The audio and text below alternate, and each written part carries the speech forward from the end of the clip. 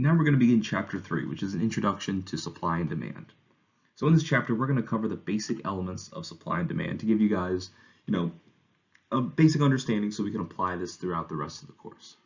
And of course, in future chapters, we're going to be building upon the theory that we developed in this chapter. All right, so in this chapter, we're going to begin by looking at market demand, or the consumer side of the market. Then we're going to look at the market supply, or the producer side of the market, so how firms are behaving. Then we're going to put those two together, both demand and supply, and we'll look at market equilibrium and how markets reach equilibrium, what that means for the price and the quantity that's being traded. From there, we'll move on to comparative statics analysis. Now this sounds really complex, but it's really just shifting supply and demand curves and seeing what happens to the price and the quantity traded. So in practice, it'll be much more simple than the possibly scary sounding name makes you think. And then finally, we'll look at supply, demand, and price. We'll put everything together. Our learning objectives for this chapter is to first be able to define supply, demand, and equilibrium price, to understand what these concepts are.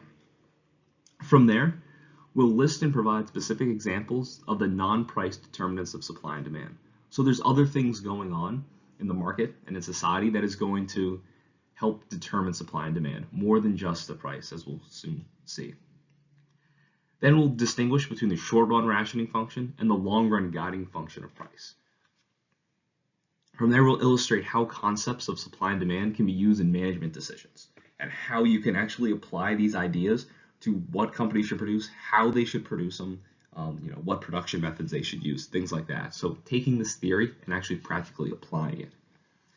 And finally, we'll use supply and demand diagrams to determine the price in the short run and the long run. And you'll have assignments working with these because it's important to understand this. So we define the demand for good or service as the quantities of good or service that people are ready, willing, and able to purchase at various prices within some given time period that we choose. And of course, we're going to be holding other factors besides price constant. So this is really the relationship between price and how much people are going to buy. And it's not just how much they're willing to buy or want to buy or say they would buy in like a poll, but it's how much they actually purchase. So these are things that are shown through experience. These are actual numbers rather than just conceptual ideas. Now we use the word ready in the definition because consumers are prepared to buy the good or service because they're both willing, so they have a preference for that good, they truly do want to purchase it, and they're able, they have the money to be able to buy that. Without both of those, the willingness and ability, the consumer doesn't truly demand the product. We can't count them as actually, demanding the product. Now it's easy to just start talking in circles when we're trying to handle, the ideas of supply and demand theoretically. So let's start with a concrete example so we can walk through exactly what demand is and we can build a demand curve. So market demand is the sum of all the individual demands. So individuals may have distinct demand curves, but we're going to sum them all together to create the overall demand curve for the market. So now let's walk through this example. So suppose you were to ask people to respond to the following question. In 1 week period, how many slices of pizza would you be prepared to buy at the following prices? And you list $2, $1.50, $1, 50 cents, and 5 cents. So each reader is going to have their own pattern of response, their own willingness and ability to buy pizza. Now I know I just said that opinion is dangerous because the idea that talk is cheap. People can say, oh yes, of course I want to do that, but then don't actually, in real life when they're offered the opportunity, actually do that. But this is an example, so we'll use this to walk through it. So let's say there's 3 respondents, and they respond in the following way, and we create this little demand schedule for them. The first column here is the price per slice, going down from $2 to the 5 cents. And then we have 3 columns for the consumers. So the QD1 is the first consumer, the QD2 is the second consumer, and the QD3 is the demand for the third consumer. Now the 5th column is just the sum of the previous 3 columns, so the 3 consumers. Add those all together at each price, and that's going to be the market demand.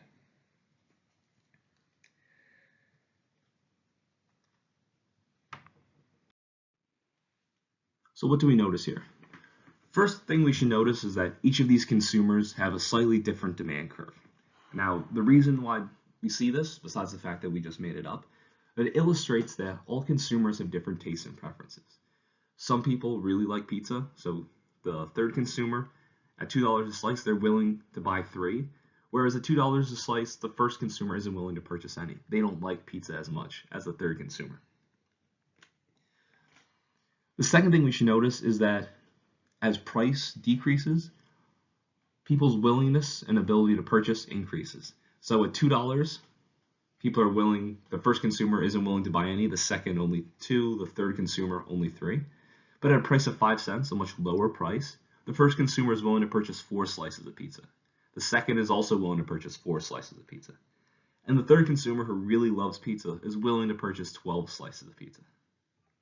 And this should make intuitive sense. We're all consumers, and when the price of the products we like fall, we're more willing to purchase more of them. Now, this inverse relationship between the price and the quantity demanded for a good or service is called the law of demand. Basically, what it tells us is, as the price falls, the quantity that consumers are willing to purchase is going to increase. And as the price increases, the quantity that consumers are willing to purchase falls. So because of this, we end up with downward sloping demand curves. And we see the figure on the right here, that when the price is $7, consumers are willing to purchase 0 units of the product.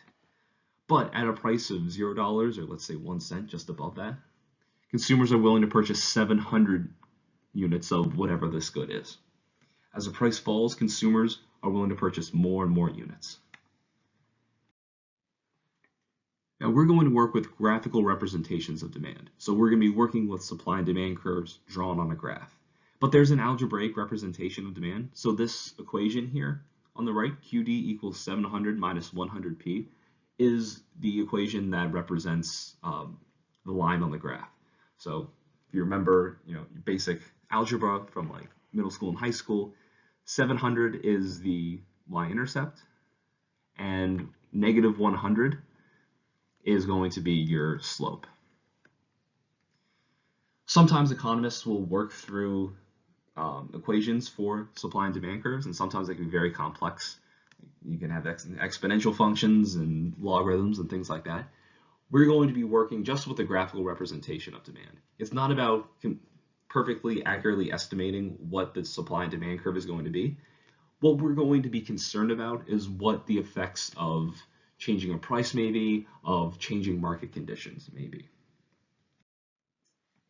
And when talking about demand, and in the future when we talk about supply, the language we use is important. So when there's a change in the price that results in changes in the quantity demanded, that's a movement along the demand curve. So like the demand curve in the previous slides, moving from say $5 to $4, you're going to move along the demand curve to a new quantity that's being demanded. So say moving from $5 to $4, you'll go from say 200 units being demanded by consumers to 300 units being demanded by consumers. Nothing about that line is changing. So that's a change in the quantity demanded. Now, if you refer to a change in demand, that's going to be something completely different. That's a change in some non-price factor, something else that's going on in the market that ends up changing demand. That's going to shift the demand curve, and that's something we're going to talk about later, where the entire demand curve moves to the right or to the left. Here we have a graphical representation of a change in the demand curve, or a change in demand, where we're shifting the demand curve. If we shift it to the right, so D1 is our original curve that we were working with on the past couple slides. If we have an increase in demand, that's going to shift the demand curve to the right, out to D2. So at the price of $5, where originally people were willing to purchase 200 units, now when we increase the demand, at $5, consumers are going to be willing to purchase 300 units. So at every price, the quantity that consumers are willing to purchase is going to increase. Now, sometimes the opposite can happen. We can have a decrease in demand. That's going to shift the demand curve to the left. So moving from D1, our original curve, to D3.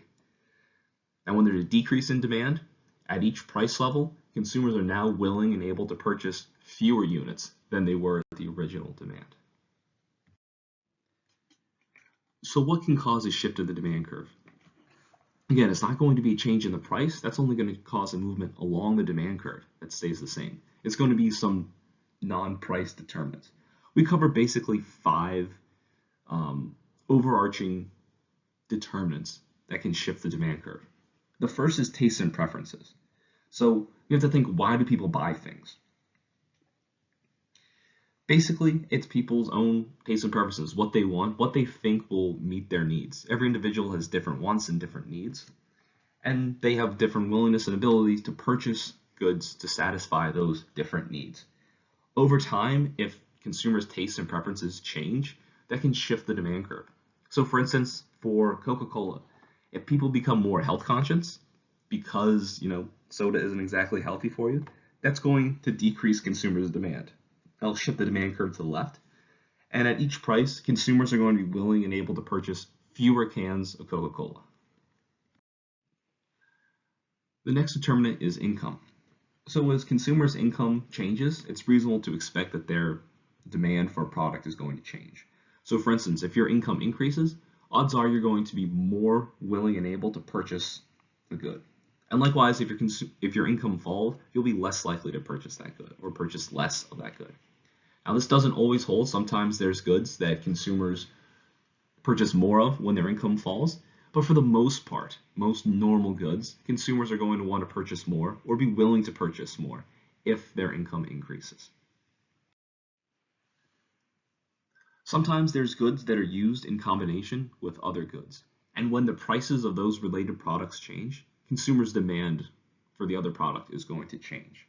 Sometimes they're a substitute. So one good could be used in place of another good, in which case the price of one good is going to affect consumers' demand for the other. Other times they can be complements, so you use the two different products together. And again, in that case, a change in the price of one is going to change consumers' demand for the other. So for a more concrete example, what is going to be the demand for, say, hot dogs if the price of hot dog buns increase? The price of hot dog buns increase because hot dogs and hot dog buns tend to be consumed together. People are going to purchase less or fewer hot dogs. So the market demand curve is going to shift to the left. It's going to decrease for hot dogs if the price of hot dog buns, a complementary good, increases. Other times you have substitute goods. So for instance, let's consider hamburgers and hot dogs, sticking with the hot dog example. So the price of hot dogs remains the same, but the price of hamburgers falls. If the price of hamburgers falls, consumers will be willing to shift their demand from hot dogs to hamburgers. So it's going to increase the demand for hamburgers, shift the demand curve to the right, but it'll shift the demand curve to the left for hot dogs because a related good, a substitute good, is now relatively less expensive. Additionally, future expectations about a good, of the price of a good or service, can influence demand in the short run. So if you expect the price of gas is going to go up tomorrow, odds are you're going to run and try to get gas today, try to beat that price change. If a lot of people do that, that's going to push up the price in the short run. But before it does, you're going to see demand increase. Demand will shift to the right if you expect prices to be higher in the future. Likewise, if you expect prices to drop in the future, let's say it's right before a holiday and there's going to be a big sale for that holiday, you're going to hold off. You're going to wait a week or so for the deals to kick in. Once the deals kick in, then you'll go and you'll purchase that at a lower price. So in the short run, expecting prices to fall in the future is going to shift the demand curve to the left. It will reduce consumer demand at each price. And finally, the number of buyers, or alternatively, the size of the market, influences market demand. So if the number of potential buyers increases, your market segment or potential market segment increases, that's going to increase demand. It's going to shift the demand curve to the right. And consumers are going to be willing to purchase more at each price. It's not going to be the individual consumers in this case. It's going to be just a greater number of consumers. So the market demand will shift to the right. So as demographics or tastes and preferences within demographics change, that can change the market demand for good or service. And that's why it's very important for firms to pay attention to demographics, pay attention to changing population characteristics. Now, if you'd like some more background on those, some more examples and laid out a little bit more clearly, this is a place where my 102 course, we cover that in much more detail. So if this is something that you haven't had before or haven't had in a while, feel free to reach out to me and I can share some of those resources with you just to make things more clear. You can also do some reading online, find some free resources that do that as well, but I'm more than willing to share, stuff I've already done to share with people in this class. But now that brings us to the end of demand and the beginning of our exploration of market supply. So supply is the producer side of the market. This is firms and their choices, what they're going to do, what they're going to produce, how much they're going to produce. So supply is defined as the quantities that people are ready to sell at various prices within some given time period. And again, we're going to be holding other factors besides price constant. When those other factors change is when we're going to be working with shifting the supply curve. So notice that the only difference between the definition of supply and demand is that we're using the word sell here instead of buy. Now your textbook covers the same kind of supply schedule that we worked with for the demand schedule. We're going to skip past that for this lecture. We realize it's just the opposite. What we see is supply is upward sloping. There's a direct relationship. So as firms receive more money for each unit, they're going to be willing to produce more units. Now the reason of this, that this relationship occurs, is because over time, as firms increase their production, they're going to have to bid away the resources they're using in production, whether it's natural resources, whether it's materials they purchase, like intermediate goods from other companies, or whether it's labor. The cost of that is going to increase as they have to bid away that use from other uses.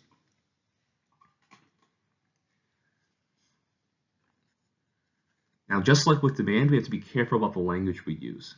So changes in price result in changes in the quantity supplied. So this is going to be a movement along the supply curve.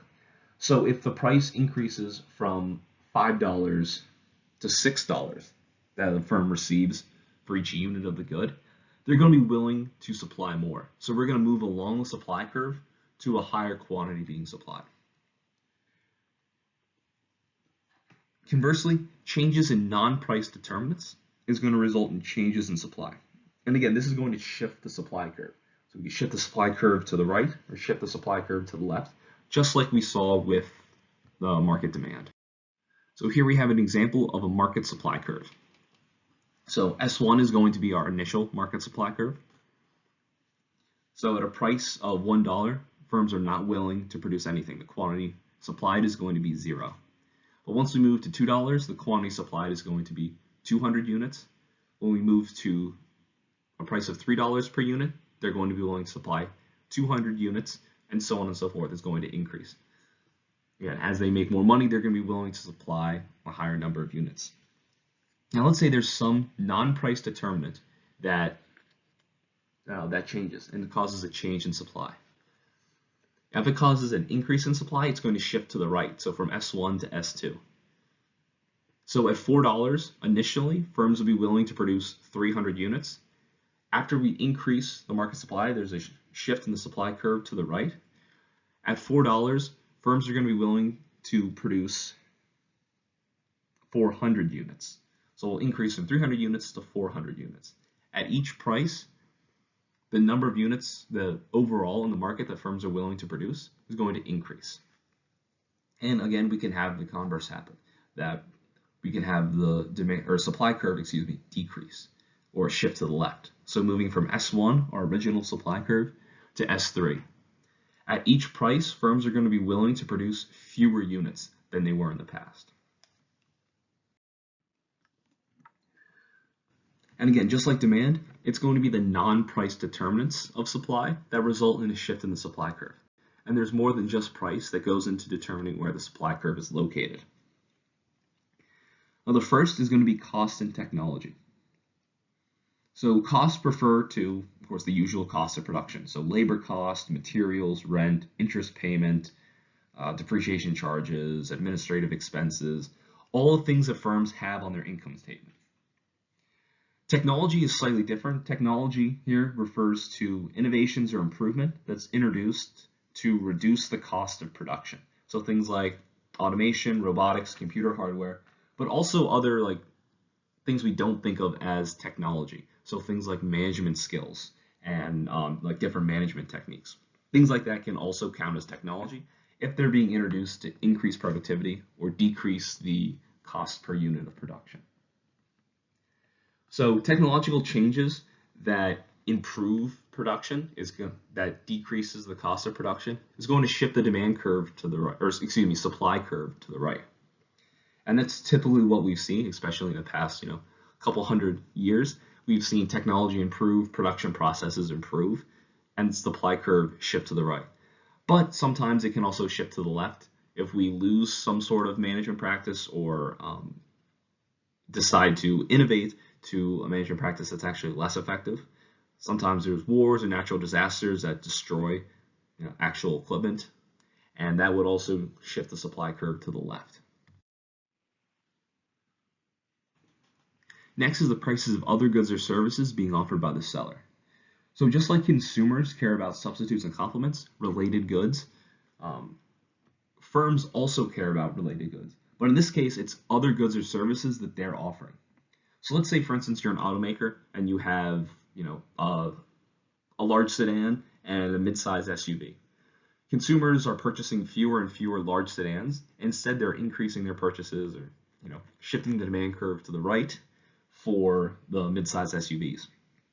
What a firm is going to do is shift resources away from the sedans towards the SUVs because that's what people care about more, because that's a better market for them to sell in. Sometimes they may even stop producing the sedan or the good with falling demand, with a shift in the demand curve to the left, completely getting rid of that to focus on the higher growth products. Future expectations matter for consumers on the demand side of the market. It also matters for producers on the supply side of the market. However, the change is going to be the exact opposite. So if firms expect the price of their product is going to rise in the future, they're going to decrease the supply in the short run. They're not going to sell as many, and they're going to wait until the price increases, and then they can sell more units at a higher price. Likewise, if they expect the price is going to fall in the near future, they're going to sell more units now when it's at the relatively higher price than when it drops in the future. Like the number of potential buyers, the number of potential sellers, or number of actual sellers, matters for firms as well. So you can think that as more firms enter an industry and begin offering a product for sale, that's going to shift the supply curve to the right. There's more products that fill that particular product need on the market. There's a greater number out there, so it's going to shift the supply to the right. The market supply could also shift to the left when we see sellers exit the market. So, you have markets for goods that people don't purchase very often now, maybe like old DVDs. Most people have Blu-ray players, they just stream movies. So we see more and more firms exiting the market for the production of DVDs. So we're going to see we expect to see the supply curve shift to the left and fewer DVDs in general on the market. And finally, there's weather conditions or acts of God, things outside of our control. So bad weather, whether it be like floods or droughts, weird seasonal temperatures, hurricanes, tornadoes, things like that, are going to reduce the supply of commodities, especially agricultural commodities. Anything that needs to be grown obviously is going to be heavily dependent on the weather. But weather can also influence like shipping and logistics, trying to move the product from where it's being produced to where it's being sold. You can see a lot of short-run changes due to weather. And again, the textbook doesn't go too in-depth on the market supply and the determinants of market supply. This is more of a review. If you haven't had this in-depth, or it's been a long time and you want some more material to go more in-depth on these particular changes, because it's going to be important to know the non-price determinants of supply and demand. Again, I have resources from my 102 class I can share with you, or there's other stuff you can find online, like through Marginal Revolution. So now we've gone through demand, we've gone through supply, and we've drawn graphs for both of them, a supply graph and a demand graph. And both of those use price and quantity as the two variables we're looking at. Because they both have the same variables, we can plot them on the same chart. Where the supply curve and the demand curve intersect is going to be the equilibrium. The equilibrium price is a price that equates with the quantity demanded with the quantity supplied. So if there's 300 at equilibrium, the equilibrium price is, let's say it's $4. There will be the same number of units sold or supplied and the same number of units demanded at that price. Now the equilibrium quantity is the amount that people are willing to buy and sellers are willing to offer at the equilibrium price level. Now, markets are not always in equilibrium. In fact, markets are rarely in perfect equilibrium. But because of what Adam Smith called the invisible hands, the incentives created by the market, over time, markets are going to move towards equilibrium. That's something we can get more in depth later, but the simple model of supply and demand, we're going to work with markets in equilibrium, then in our comparative statics, supply or demand shifting, and exploring what's going to happen. This is a simplified model of the world, so it's not going to account for all the real things like that we see in the world.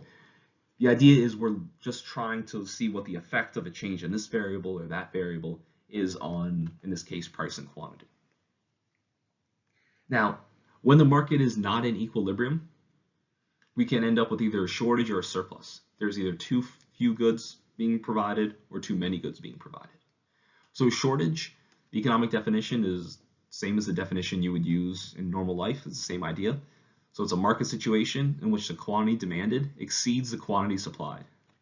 So there's a lot of people out there that want a good or a service, but there's not enough of it to go around. So if the price is below the equilibrium level, there's going to be a shortage. The way to get rid of that shortage is going to be to increase the price.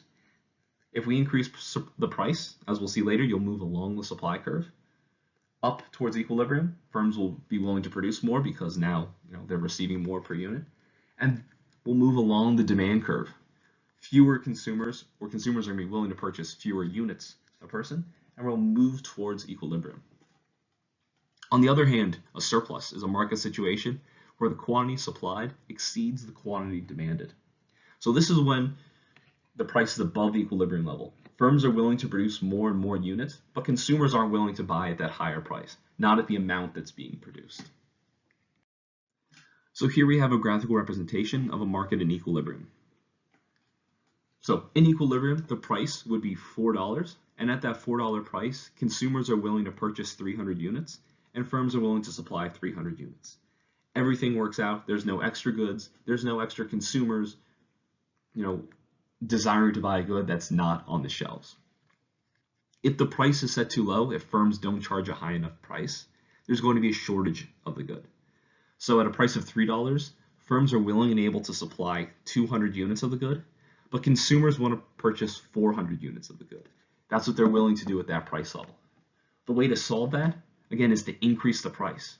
As we increase the price from $3 to $4, we'll move up the supply curve and up the demand curve towards that equilibrium price. Once we hit $4, firms don't have any more incentive to increase their prices. As they start to increase their prices from there, we'll end up with a surplus of goods. So oftentimes we see the market not in equilibrium because of mistakes that firms make. It's very difficult ex ante for firms to be able to accurately price the product, know exactly how much consumers are going to be willing to demand at what price. Although we have these supply and demand curves drawn, in the real world, firms don't know the market supply and the market demand. They have to try to guess, and through trial and error, they move towards the equilibrium price and the equilibrium quantity. The reason they do that through time, again, Adam Smith's invisible hand, is that prices and profits act as an incentive and a signal of what's going on. So let's walk through a real-world example of this. The other day I went to the grocery store and the shelves were pretty empty with meat. So in that situation, there was a shortage. Let's explore why the shortage might have occurred. So firms are very reluctant to increase their prices. First of all, there's a cost when you increase your prices. The idea is called menu cost, where for a restaurant, it costs them more money to print up new menus with higher prices. Likewise, it can be costly to, you have to send someone out there and in the grocery store to change all the stickers and the prices on things. So there is some cost associated with it. There's also the problem of, for lack of a better term, upsetting consumers. People don't like to see price increases. So when they do, they tend to get upset. So firms are reluctant to change prices, especially if they think it's just inflation is transitory, that in the short run there may be problems, but in the long run, price is going to go back to where it typically has been. So for whatever reason, grocery stores have been slow to increase their prices. But because of that, and because of consumer concerns of broken supply chains, we see a shortage of goods. How could the local Kroger near me solve that? Well, if they increase the price, again, that would sting for me, if I get there on time and I can actually buy my chicken, I won't like paying a higher price for it, but it'll force people to ration. People will purchase less chicken. They'll shift to some other product. As they do that, we'll move along the demand curve and along the supply curve up towards the new equilibrium price. It'll increase the quantity that firms are able to supply. Again, because now they're getting a higher price for their product, they can increase production. Likewise, consumers are going to be purchasing fewer because the cost is relatively more expensive than it was before. Through that, we can move towards equilibrium where we don't have constant empty shelves.